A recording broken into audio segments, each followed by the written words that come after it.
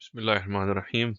The purpose of this video is to briefly explain the Bretton Woods system and some of the problems associated with it. So in August 1971, a major historical event occurred which changed the way the monetary system worked. So between 1971 and 1946, there was a monetary system in place which was called as the Bretton Woods system.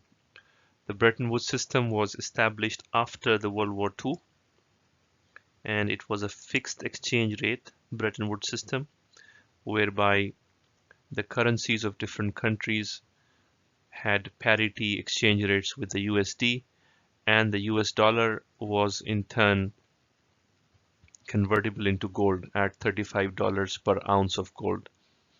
However, in 1971 August, President Nixon of United States abandoned the US dollar gold convertibility, i.e. ending the Bretton Woods system.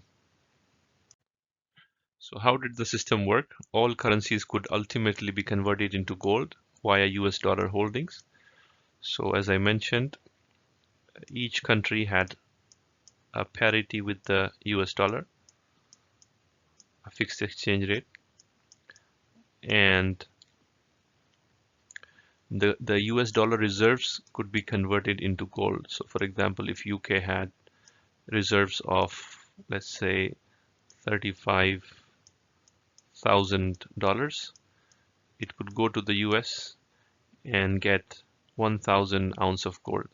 So for every $35, a country could get 1 ounce of gold. So that was the Bretton Woods standard.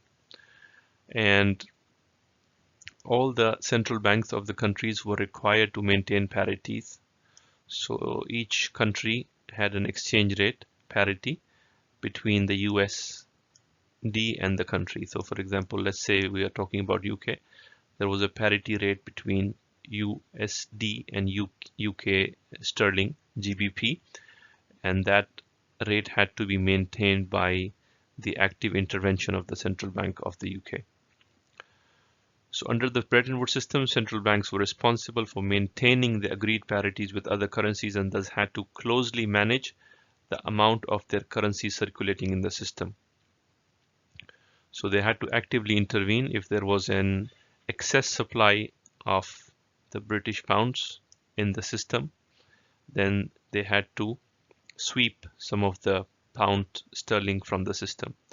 So if a currency was in excess supply in the foreign exchange markets, there is an excess supply, there is too many there are too many pounds floating in the market, what would happen is the value of the pounds would go down, the currency would depreciate or the currency would devalue, and the central bank was required to purchase that currency with the foreign currency to restore the parity.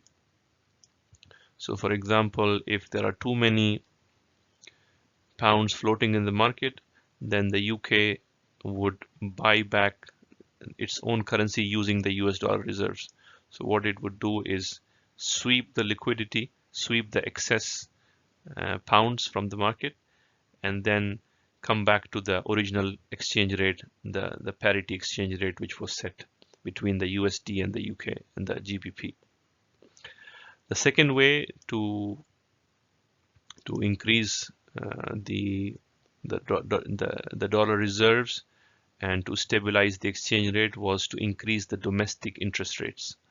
So if you are in the UK and there is too much pounds in the market, what would you do? You would increase the interest rates in the United Kingdom.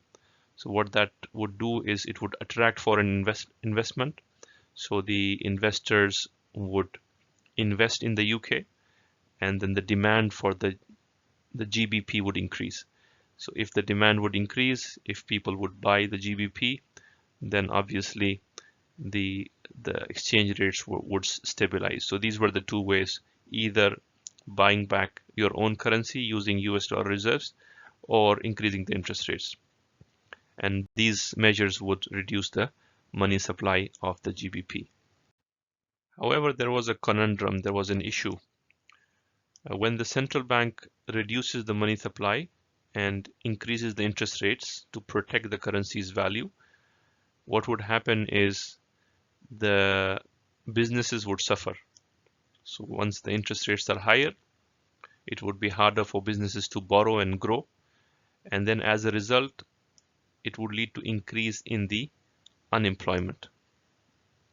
So once there is excess supply of money in the FX markets, then the central bank would try to reduce the money supply by either buying back the currency or increasing the interest rates.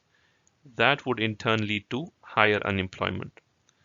Now, how do you solve the unemployment? One way is to use fiscal policy, i.e. the government starts spending on its projects. So it could build roads or infrastructure, or it could spend on various projects. However, if the government does that, then of course we come back to the same issue. There will be excess money in the system. So the option of fiscal policy was eliminated. Now, the government was not able to use fiscal policy to address unemployment because it had to maintain the currency parity with other currencies. Now, without an increase in gold reserves, increased government expenditure had to be taxed, had to be matched by taxation, or if the government was spending more than the tax revenue, they had to issue debt. So in this scenario, the government was like a household. So I said in a previous video that the government is not like a household after 1971. However, between 1946 and 1971, the government was indeed like a household. So it had to either earn money through taxation, or it had to borrow and issue a loan or a debt or a bond to fund its expenditures. So the government was actually like a household between 1946 and 1971. So this was the issue. The central banks had to actively intervene and make sure that the parity was maintained. Maintaining the parity caused unemployment, caused social issues in the countries. So this was not a very effective system. Thank you very much.